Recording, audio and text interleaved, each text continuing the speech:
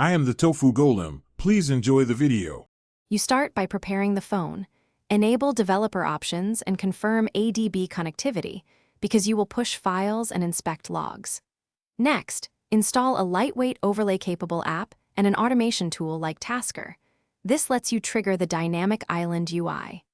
Once done, grant draw over apps permission and notification access, since the island reads pulses and notifications. Make sure the device runs Android 11 or newer, so APIs for rounded overlays and accessibility callbacks behave predictably. You now construct the overlay.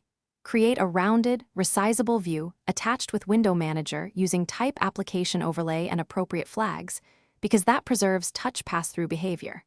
Then implement a notification listener service to capture incoming notifications. Map package ID to layout states so the island shows media, calls, or timers.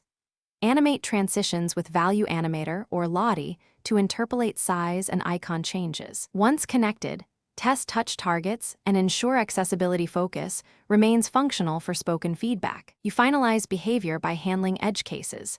Recalc bounds on rotation and multi-window sessions so the island stays aligned.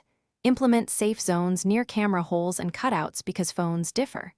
Optimize battery by batching UI updates, limiting frame rates, and avoiding persistent wake locks. Finally, test extensively with different launchers and OEM skins. If something breaks, inspect a DB logcat for Window Manager errors. Re-grant overlay permission, and ensure your app targets an appropriate SDK and uses type application overlay correctly. Thanks for watching. Consider subscribing if we helped you today.